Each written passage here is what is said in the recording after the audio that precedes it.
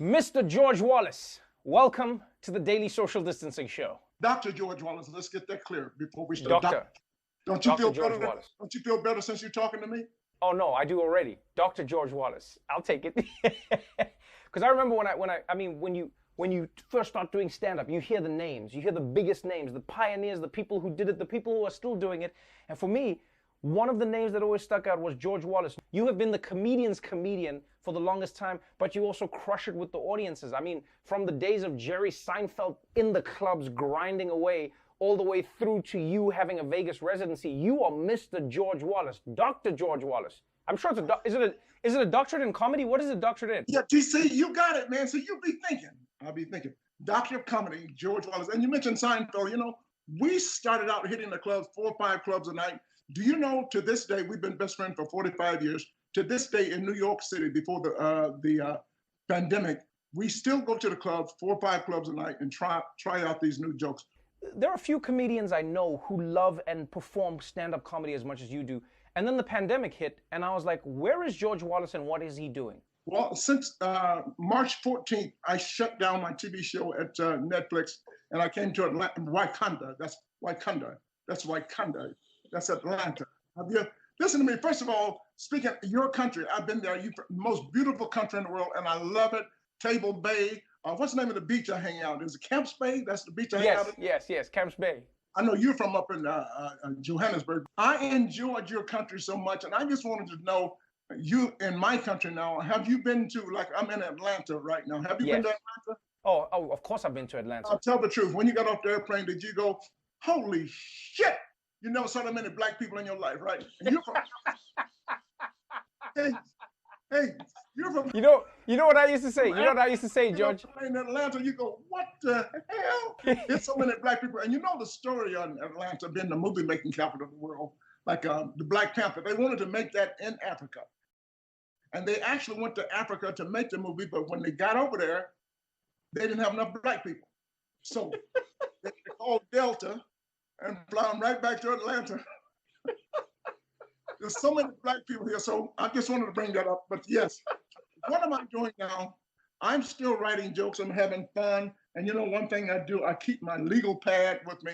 I continue to write new jokes every day, and that's what I'm doing. How do you stay so relevant though? My job is to keep up with times, and I'm dealing with this pandemic here in Atlanta.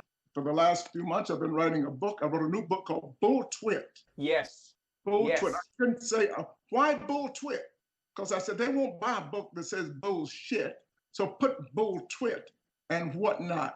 And these are my ramblings for so many years, just stupid stuff off my head. And I was wondering for years before I started doing Twitter, why should I give away my jokes for free?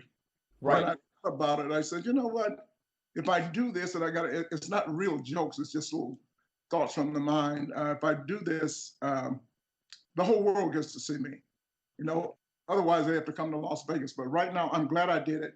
Now we got almost 1 million followers, and every day we get to chat with people and laugh and have fun. I feel like that's what makes you fresh. That's what makes you funny. I'd love to know, because you've got the book of your tweets and the rants and the ramblings, and I feel like in many ways that's how you formulate your show in Vegas, because you have one of the longest residencies of all time. You are the Vegas guy. Why did you choose to just stay in Vegas? Like, why do you love Vegas so much? Trevor, I am so happy to live my dream. I've never wanted to do TV. I never wanted to do movies. When I was a kid, all I wanted to do was work Las Vegas, Nevada. All I want to do is entertain people. It's not, and you're talking to, by the way, the most successful comedian ever, me. It's not how much money you make. It's how you enjoy your life while you're.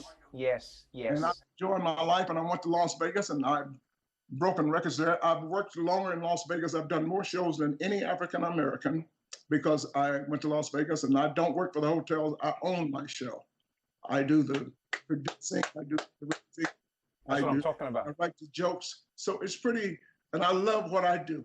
As you said, you are the longest African American performer in Las Vegas in history.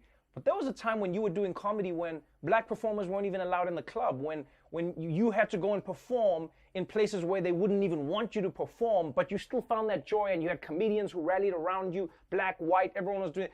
Talk me through that. Like, Was there never a point in that period where you were like, maybe I should pick another career, maybe I should do something else? Oh, hell no. You know what I do every night, Trevor? I'm so blessed. I go out on that stage every night and I just lie. I just lie. That's all. Trevor, I just make up shit. I just lie. I thank God, I tell God every night, just let me be the greatest bullshitter ever. But right now, Trump is kicking my ass in the bullshit department. But Trevor, to answer your question, when I started comedy back in 1976, there were very few Black comedians. There was Red Fox, and there was Richard Pryor, of course, and a few others. And I always wanted to do the comedy. And I said, I never thought about doing anything else, you know, and I was making a lot of money.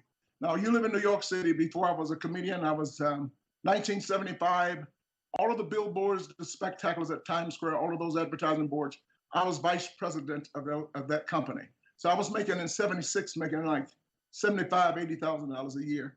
Wow. Are you being serious right now? Yeah, that's not what I want to do. I wanted to tell jokes and go on stage. And I don't care about money. The money will come. And to be able to go out and then do the Tonight Show. So when I did the Tonight Show, I'm one of the very Blacks to do the Tonight Show. So I did the Tonight Show on a Thursday. The next night I was on stage in front of 17,000 people. That was back in the day when you did the Tonight Show. That was it.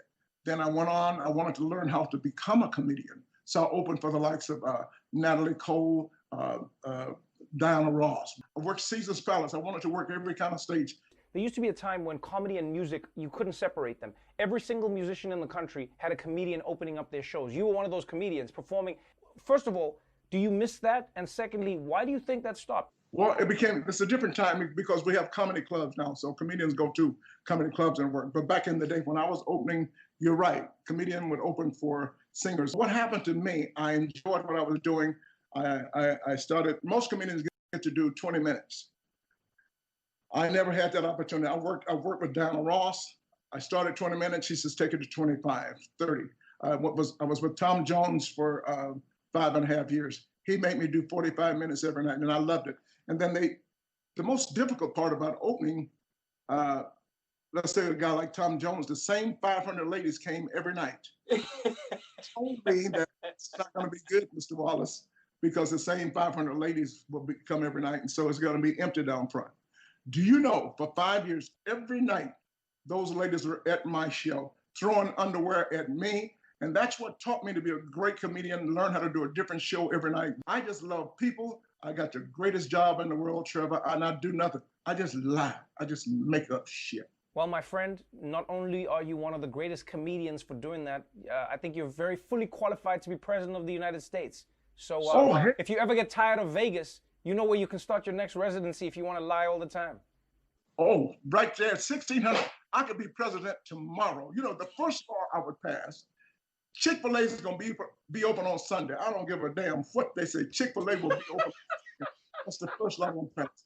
Second law I'm going to pass, Steve Harvey ain't hosting shit no more, okay? Steve Harvey ain't hosting. Oh, man. But listen, let me tell you more about this book here.